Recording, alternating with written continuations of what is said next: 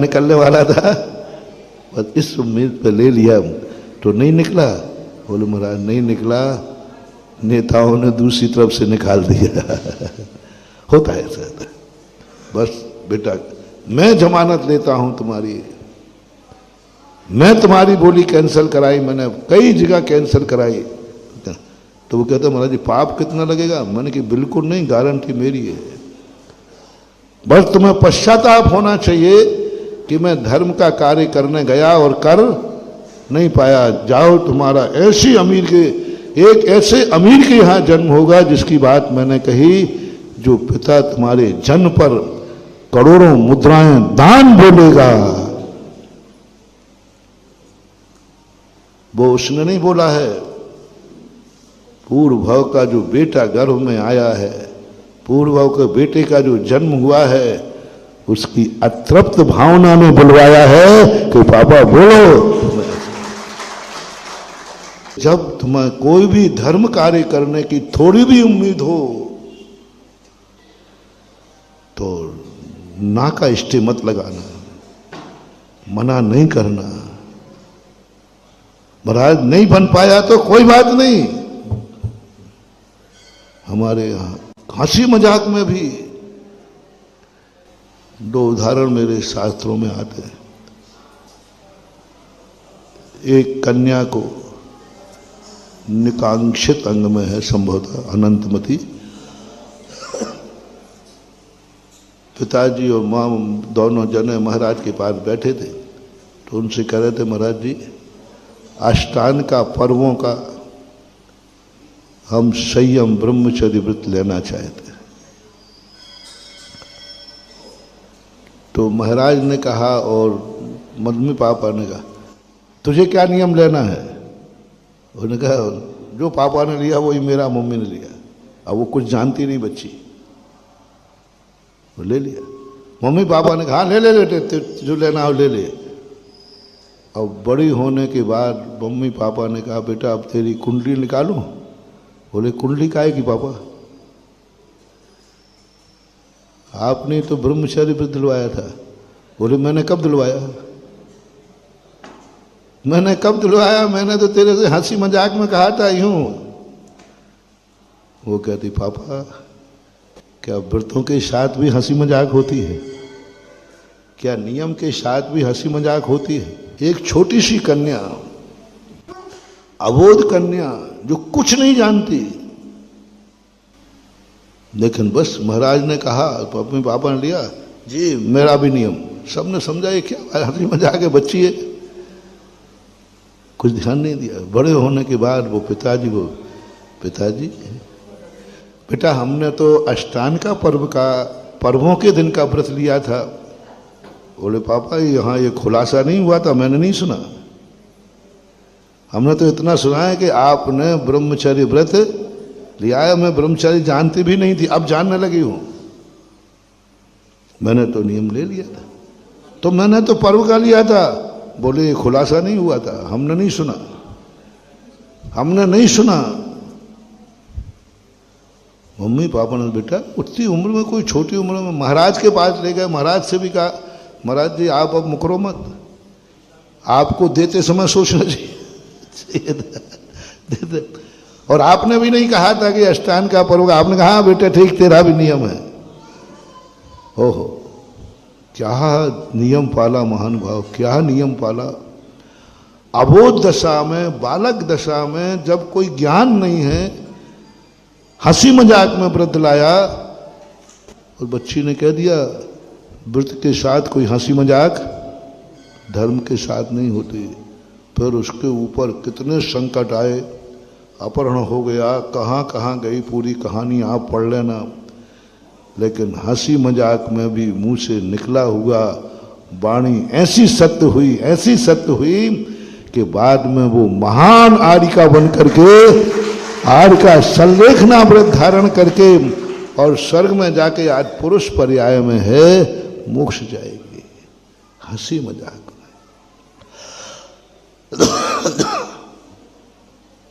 एक उदाहरण आता है अभी पंचम काल का, ब्रह्म गुलाल का। बहुरूपिया था, पूरी कहानी नहीं बता रहा। राजा ने एक बार कहा कि तो यदि बहुरूपिया नाना प्रकार के भेष धारण करता है, वो कहानी बहुत बड़ी है, गौण करके छाट कराना, तो मुझे, यदि तू सही बहुरूपिया है, लोग कहते हैं दुनिया में ऐसा कोई भेष नहीं है, ऐसी कोई फैंसी ड्रेस नहीं है जो ब्रह्मगुलाल ना कर पाए। राजा तो सनकी होते थे। उन्होंने कहा यदि तेरे में सही में कला है, तो उसने भी कह दिया हाँ साहब, आप, मैं सब भेष धारण कर सकता हूं। बोले कोई भी नाटक करना पड़े तो कर लेगा? बोले साहब आप जो कहो वो कर लूंगा। उसने कह दिया जो कहो वो कर लूंगा। उसे क्या मालूम कि ऐसा बताएंगे। उन्होंने कहा ठीक है, जा दिगंबर मुनि का भेष धारण करके दिखा, ये नाटक करके दिखा बहुरूपिया। और जब भी वो धारण करता था भेष, सभा के लोग नहीं समझ पाते थे कि ओरिजिनल है या भेष है। कई बार होता है ऐसा। अच्छे पात्र जो होते ना, इस ढंग से नाटक करते हैं कि लोग भूल जाते हैं कि ये, जैसे अभी रामायण के समय होता था ना, अभी लोगों से कहो राम को याद करो, सब आंख बंद कर लो, रामचंद्र का चेहरा याद करो, वही अरुण गोयल का आएगा।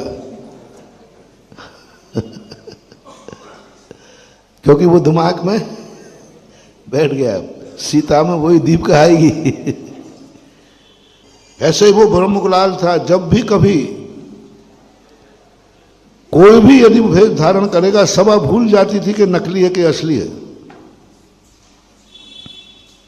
ब्रह्मगुलाल कहता है सरकार, ये भी कोई भेष है क्या? इस भेष से मत कहो, तुम दुनिया का जो भेष कहो वो बना लूंगा, लेकिन दिगंबर मुनि का भेष नहीं, ये नहीं हो पाएगा। राजा ने कहा यहीं तो तुझे नीचा दिखाना है, तू अपनी कला को बहुत ज्यादा अहंकार है ना, नहीं दिगंबर भेष बन के दिखा, नहीं तो राज आज्ञा का उल्लंघन पर तुझे फांसी चढ़ा दी जाएगी। वे और कह दिया। ब्रह्मगुलाल भी कहता है कि साहब इसके लिए 6 महीने का समय लगेगा। बोले तू तो कहता था कि हम 6 घंटे में कोई भी रोल कर देते। बोले कोई तो कर दूंगा, लेकिन दिगंबर मुनि का भेष धारण नहीं कर पाऊंगा। 6 महीने का समय मांगा। 6 महीने तक उसने साधना की और 6 महीने बाद ऐसा मुनि का भेष धारण करके आया, केश लॉन्च करके आया। केश लॉन्च किए ओरिजिनल।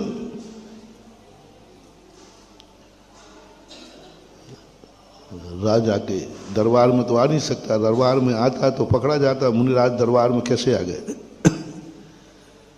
जब राजा पर्यटक को जा रहा था, वो भेष धारण करके उस रास्ते से, वो राजा इधर से जा रहे हैं, वो इधर से जा रहा है, और राजा ने देखा अरे तो मुनिराज आ गए हम, तो राजा रथ से उतर करके मुनिराज की वंदना करते हैं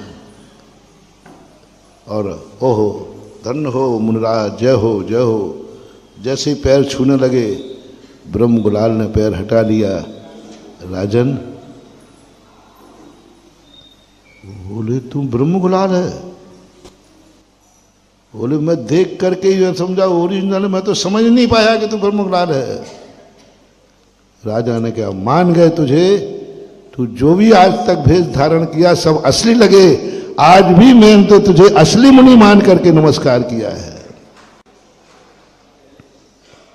असली मुनि मानकर नमस्कार किया। तू पास हो गया, चल राज दरबार में तुझे बहुरूपिया की उपाधि का एक पुरस्कार दिया जाएगा। बोले राजन माफ करना, अब कोई पुरस्कार नहीं, अब कोई भेष नहीं। दिगंबर भेष एक ऐसा भेष है जो एक बार धारण किया जाता है, दोबारा नहीं।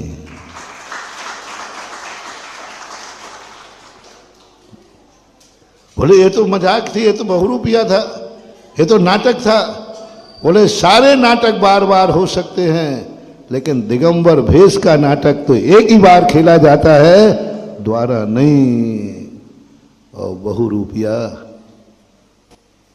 बस वहीं से राजा को छोड़ करके वनवास में चला गया और बड़ी तपस्या करके सल्लेखना पूर्वक मरण किया। कहने का मतलब है, हंसी हंसी में भी, मजाक मजाक में भी व्रतों के साथ कोई मजाक नहीं होती। अबुद्धि पूर्वक अनजाने में हंसी मजाक में निकला हुआ जीवी हृदय से निकले तो वो भी सफल हो जाता है। इसलिए धर्म कार्य की, कोई भी कार्य की शुरुआत लगाओ स्वाध्याय की, शुरुआत लगाओ व्रत की, शुरुआत लगाओ दान की, शुरुआत लगाओ आरिका या मुनि व्रत लेने की। 10% भी तुम्हारे जीवन में गुंजाइश हो, तुम्हारा मन बोल रहा हो 10% तो हो सकता है कि मैं मुनि, मुझे लग रहा है कि मरने के पहले पहले तक मैं आरिका या मुनि बनने की उम्मीद दिख रही है। ज़्यादा तो नहीं, लेकिन समाधि के समय तो हो ही जाएगा। तो जी कह देना, जी कह देना, पहले तो कह देना जी, फिर उठ के खड़े हो जाना और थोड़ा रास्ता देख लेना भागने को है कि नहीं, और कह देना जब मरने लगूंगा तब बनूंगा, भाग जाना, बस तो भाग। महानुभाव, मुझे विश्वास है, मुझे विश्वास है कि सही जैनत्व तो तुम्हारे पास है, सही देव साध गुरु के प्रति श्रद्धा है, तो वो तुम्हारा अबुद्धि पूर्वक मजाक में किया हुआ जी तो ऐसा निमित्त बना ले कि मरने समय तो कहना क्या, मरने के पहले तुम मुनि व्रत धारण करके और महाव्रती बन करके जीवन यापन करो, जीवन चलाओ। ताकत है, क्योंकि बस श्रद्धा एक होना चाहिए। ये बात अंतिम वाक्य कह रहा हूं मैं, इतना तो कह ही देना, भावना तो है लेकिन मेरी शक्ति नहीं है, और महाराज भविष्य में भी नहीं दिख रही है। मैं जिन अपनी कमजोरी में जानता हूं, मेरे अंदर जो कमजोरी है ये अंत तक भी नहीं बनने देगी। हमारे जिनेंद्र वर्णी करके हुए हैं, उनसे जब पूछा गया था, हमने पूछा था क्योंकि हम उनकी सेवा में थे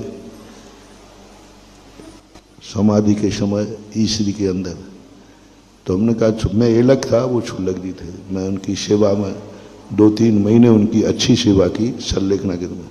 तो मैंने एक दिन कह दिया, मैंने कि महाराज जी आचार्य से कहो ना, अब तो तुम समाधि ले रहे हो, सल्लेखना चल रही है, अब थोड़ी सी जिंदगी और बची है 2-4 दिन की, तो आचार्य से कहो ना कि मुनि दीक्षा दे दो, मुनि बन के मरो ना, समाधि तो ले ही रहे हो।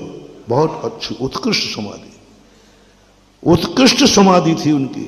मैंने उन्हीं की समाधि को देख करके समाधि के प्रति हमारी श्रद्धा चौगुनी बढ़ गई। अन्यथा बिगड़ी हुई समाधि देखकर समाधि के भाव बिगड़ जाते, भैया अपन को नहीं लेना, लेकिन उनकी समाधि देख करके भाव हुआ कि समाधि लेना चाहिए। लेकिन वो बोले स्पष्ट, बोले एलक जी महाराज, परम सागर जी, मैं अंतिम समय तक मुनि दीक्षा नहीं ले पाऊंगा।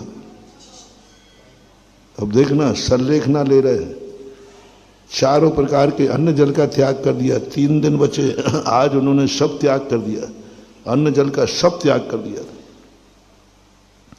अब अन्न जल का त्याग कर दिया तो अब अंत में मरण तो समाधि है ही, 2-3 दिन जिंदा रहते। मैंने कि अब कम से कम त्याग तो सब हो ही गया, आहार को भी नहीं उठना। अब आचार्य से आप कहो ना कि हम महाव्रत दीजिए मुनि दीक्षा के, तो उन्होंने स्पष्ट कह दिया, मैं नहीं बन पाऊंगा। मैंने कि हम लोग जबरदस्ती बना दें तो, बोले मत बनाना, मेरी कमजोरी मैं जानता हूं, वह कमजोरी मुझे मुनि अंतिम श्वास तक नहीं बनने देगी।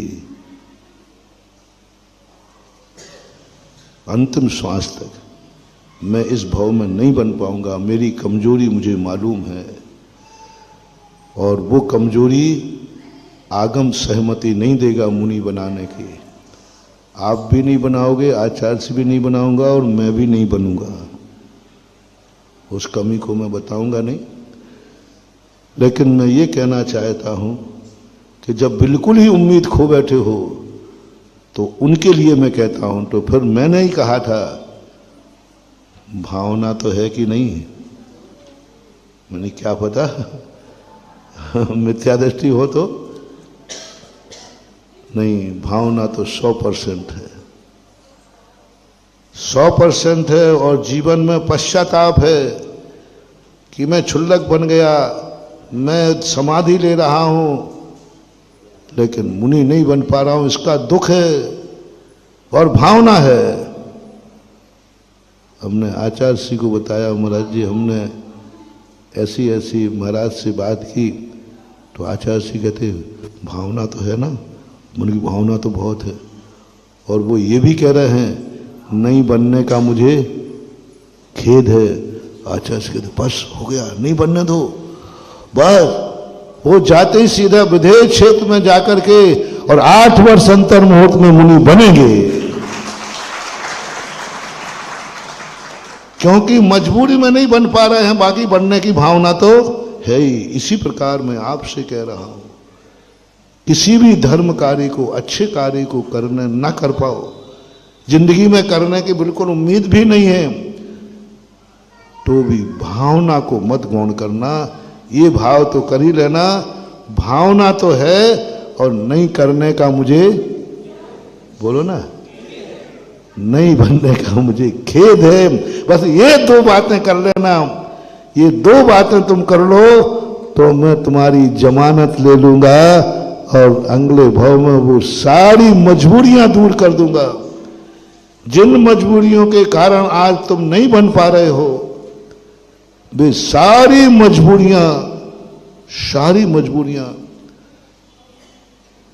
कर्म बहुत समझदार है महानुभाव, बड़ी वो पुद्गल है, बड़ी वो जड़ है, लेकिन कर्म के जब हमने अच्छाइयां पढ़ी, सारी दुनिया कर्मों की बुराई पढ़ती है, हमने कर्मों की अच्छाइयां पढ़ी। कर्म की अच्छाई देखो, मुझे कर्म पर विश्वास है। जो बन नहीं पा रहा है, बनने की भावना है और बनने का खेद है, यदि इस भावना के साथ तुम्हारा मरण हो गया, कर्म नियम से वहां जन्म दिलाएगा जहां तुम्हें ये मजबूरियां होंगी ही नहीं, फिर कोई मजबूरी नहीं होगी, सीधा रास्ता साफ होगा। 8 वर्ष अंतर मुहूर्त में तुम्हें निमित्त बना देगा ये कर्म, विधेय क्षेत्र भेजेगा, विधेय में ऐसे कुल में भेजेगा जहां तुम्हें कोई रोक टोक नहीं, कोई बाधा नहीं, शक्ति देगा। वज्रसम नारा संगनन, इतनी शक्ति देगा, वज्रसम नारा संगनन, अनुकूलता सब मिला देगा, पूरा परिवार रिश्तेदार सब अनुकूल होंगे। महत इतना सा कहना है, भावना तो है, नहीं करने का मुझे खेद है। अब बोल दो भैया, मुनि बनने का भाव है कि नहीं, और नहीं बन पाए तो खेद है। बस इतने 2, बहुत बड़ा मंत्र तो नहीं दिया, कोई कठिन मंत्र तो नहीं है, बोलो ना, नहीं। सबके ये 2 मंत्र तो अपनी जिंदगी में रख ही लेना, अच्छा कार्य कर पाओ या। और तीसरा मोटिवेशन क्या दिया कि यदि थोड़ी सी भी उम्मीद है तो इष्टे मत लगाना, रास्ता खुला रखना। रिपीट कर रहा हूं, किसी अच्छे कार्य करने की यदि 10% भी उम्मीद है तो फिर स्टे नहीं लगाना, जी कहना। और उस बात की मैंने जमानत ले ली, 10% उम्मीद पर तुमने हां कह दिया और नहीं कर पाए तो मैं तुम्हारी जमानत लेता हूं, तुम्हें किंचित मात्र भी दोष नहीं लगेगा, बल्कि वही दशा होगी तुम्हें। बस वहां भी तुमने कह दिया, मैंने हाँ तो कह दिया, लेकिन क्या मेरी किस्मत में साथ दिया। 10% उम्मीद थी वो उम्मीद खत्म हो गई, हाईवे वहां से निकला नहीं, ओहो मेरी किस्मत खराब है, खेद कर लेना तो भी तुम्हारी वही दशा होगी जो पहले वाले की हुई। कर्म कहेगा। देखो साहस तो देखो इसका, 10% पे हाव खेल गया, 10% पे हाँ कह दिया, अभी समझ नहीं रहा, जान नहीं रहा, अभी छोटी सी बुद्धि है और जी कह दिया। कर्म कहता है इसका साथ देना है। इस अवस्था में जी कह दिया, उसके पहले हो सकता है मेरी किस्मत में मुनीपना नहीं लिखा हो, नहीं कह सकते, लेकिन कर्म ने कहा। इसने क्या कह दिया इस छोटी अवस्था में, गुरु के सामने इसने मना नहीं किया और जी कह दिया। अब कर्म कहेगा नहीं, इस बालक को तो ऐसे निमित्त बनाओ कि इसकी जीवी सफल हो जाए। अनंतमती के कर्म कांप गए, बोले क्या कर रहे, इस कन्या ने हंसी मजाक में और छोटी अवस्था में लिया, नहीं देवता रक्षा करने आए महान हुआ। अनंतमती की कथा पढ़ते ही रोंगटे खड़े हो जाते। एक कन्या को कितने संकट आए, कितने लोगों ने अपहरण किया, कितने लोगों ने भीलों ने पता नहीं क्या क्या, देवताओं के सिंहासन कांपे, कर्म कांप गया कि नहीं, जिस कन्या ने अबोध दशा में हंसी मजाक में भी व्रत लेने का साहस किया है, इसका व्रत टूटने नहीं देंगे। और देवताओं ने भी आकर रक्षा की। इसलिए मैं कह रहा हूं, हो सकता है 10% पर तुम्हारा ऐसा कबाड़ हो जाए, ऐसा कबाड़ा हो जाए कि पता नहीं क्या से क्या हो जाए। पर उम्मीद यदि है तो अच्छे कार्य के लिए मना नहीं करना। नहीं कर पाओ कोई बात नहीं, नहीं पढ़ पाओ कोई बात नहीं, नहीं नियम पालन कर पाओ, बीच में भ्रष्ट हो जाओगे तो, भ्रष्ट होने के लिए नियम लिया था क्या? इतना बोलो, भ्रष्ट लेने के लिए नियम लिया था? नहीं, भ्रष्ट लेने के लिए नहीं हुआ था, लेकिन टूट गया। कोई बात नहीं, घबराओ मत, मैं जमानत लेता हूं। नियम तोड़ने के लिए नियम मत लेना, और नियम टूट गया है तो मैं जमानत लेता हूं। तुम्हें ऐसी अनुकूलता कर्म बताएगा कि तुम्हारा वर्धमान चारित्र होगा, कोई तोड़ने वाला ही नहीं मिलेगा, निमित्त ही नहीं मिलेगा। व्यवस्थाओं के अनुसार अपनी जिंदगी को मत ढालो। जैसी व्यवस्था मिली, जैसा मिला वैसे ही ढल गए, निमित्त की कठपुतली बन गए। राग का निमित्त आया, राग करने लगे, द्वेष का निमित्त आया, द्वेष करने लगे, दुश्मन आ गया तो दोष क्या, हम कठपुतली हैं। जैसी अवस्था में मैं क्या करूं, वो सामने आया, मेरे परिणाम बिगड़ गए। जैसी अवस्था देखी वैसी तुमने, जैसी व्यवस्था देखी वैसी अवस्था हो गई। ऐसी जिंदगी से कोई विकास नहीं होने वाला। साहस करो, व्यवस्था के अनुसार अवस्था नहीं।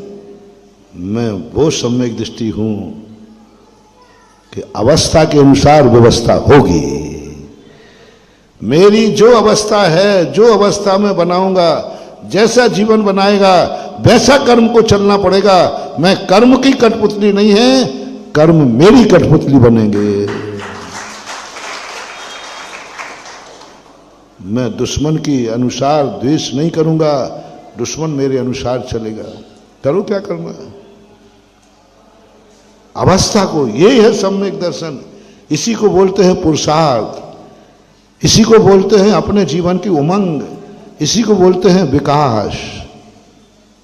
और जो ये कर लेते हैं, तो जैसे हमने कहा था, पशु में गए तो पशु, लेकिन उस पशुओं ने कहा कि नहीं, अवस्था व्यवस्था के अनुसार अवस्था नहीं होगी। भली मेरा कुल शूकर का है, और शूकर पर्याय की व्यवस्था क्या है, गंदी नाली में रहना। शूकर पर्याय की व्यवस्था क्या है, गंदगी खाना। शूकर कहता मैं इस व्यवस्था को स्वीकार नहीं करता हूं, मैं इस व्यवस्था को स्वीकार नहीं करता हूं, मैं देशवृत्ति बनता हूं। मैं देश व्रत धारण करता हूं, शूकर पर्याय में महादेश व्रत। देखो सुनो, तुम तो मनुष्य हो, जैन कुल में हो, शूकर पर्याय में देश व्रत, पंचम गुण स्थान, वृत्ति। अब देखना, ये व्यवस्थाओं के अनुसार अवस्था बना रहा है कि अपने अवस्था के अनुसार व्यवस्था बनाएगा। व्यवस्था तो क्या दी थी कर्म ने? तुम नींव कुंड में जन्मेगा, नाली में रहेगा, गंदगी खाएगा। ये किसकी व्यवस्था थी? कर्म की। कर्म की व्यवस्था ये थी कि शूकरों के लिए कर्म ने ये व्यवस्था बनाई है, और ये व्यवस्था का चार्ट देकर के उसको शूकर पर्याय में भेज दिया। लेकिन पूर्व भव का संस्कार नकार दिया है। ना नाली में रहूंगा, ना गंदगी खाऊंगा, न सचित नहीं खाऊंगा, शास्त्र में उदाहरण। गजब। आवास दान में प्रसिद्ध, शास्त्रों में नाम लिखा उसका, मुनि महाराज को आवास दान देने में। मुनिराज ने, शेर ने आक्रमण किया महाराज पर, उसने बीच में आकर के शेर से भिड़ गया, शेर को मार डाला, स्वयं मर गया, लेकिन मुनिराज को खरोंच भी नहीं आने दी। ये है गुरु व्यवस्था नहीं, गुरु भक्ति की अवस्था। शूकर गुरु भक्त होता है क्या? शूकर को व्यवस्था ही नहीं है गुरु भक्त की बनने की। लेकिन उस शूकर ने अपनी अंतरंग चेतना से अवस्था के अनुसार व्यवस्था करा ली। शूकर का मरण मर करके 5वें स्वर्ग में जाकर जन्म लिया। गंदगी में रहने वाला, गंदगी खाने वाला दुर्गति में जाएगा। लेकिन उसने सब व्यवस्थाओं को दरकिनारे रखकर अपना एक नया रास्ता बनाया, अपना एक नया जीवन बनाया, नई आचार संहिता बनाई, नया भोजन, नई जिंदगी, नया आवास, नया स्थान, नया सोच, नया विचार और नया कार्य, सब कुछ नया।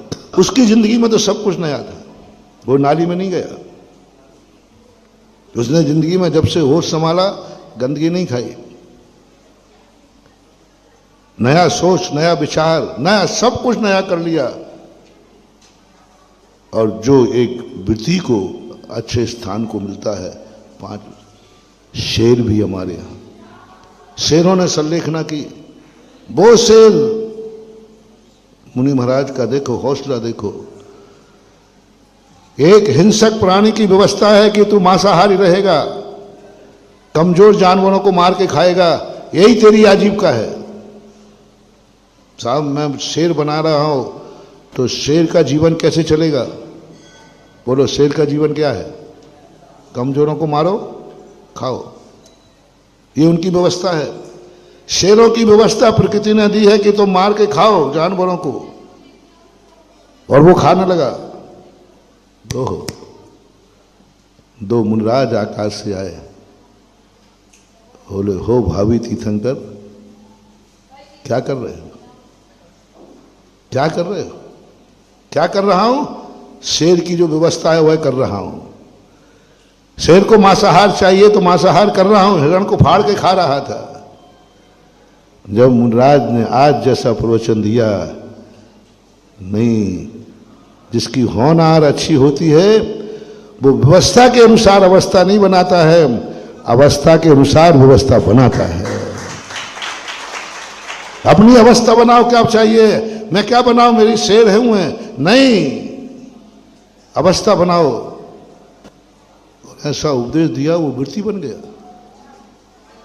मुंह में मांस है, हाथ मांस से छपे हैं, आंखों से आंसू आ रहे हैं, और वृत्ति बनकर के संलेखना व्रत धारण कर लिया। व्यवस्था नहीं, तेरा जीवन ऐसा नहीं है, तू बहुत होनहार है, व्यवस्थाओं की कठपुतली मत बनो। शेर है इसलिए मांसाहारी रहेगा, यही तो हुआ चौथे काल में जयपुर के अंदर। राजा क्या जान रहा है? शेर की व्यवस्था क्या है? मांस। दीवान जी कहते हैं, तुम क्या करोगे? शेर मांस खाएगा। बोले, राजा साहब ऐसा कोई जरूरी नहीं है,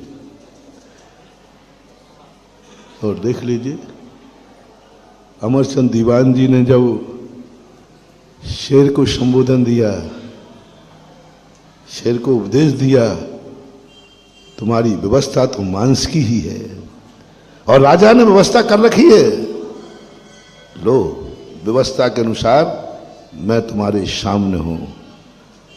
शेर की व्यवस्था मांस चाहिए है, मांस मैं खड़ा हूं ना, खाइए। व्यवस्था तो तुम्हारी यही है। लेकिन हे सिंहराज, यदि तुम चाहो तो अवस्था के अनुसार भी व्यवस्था हो सकती है।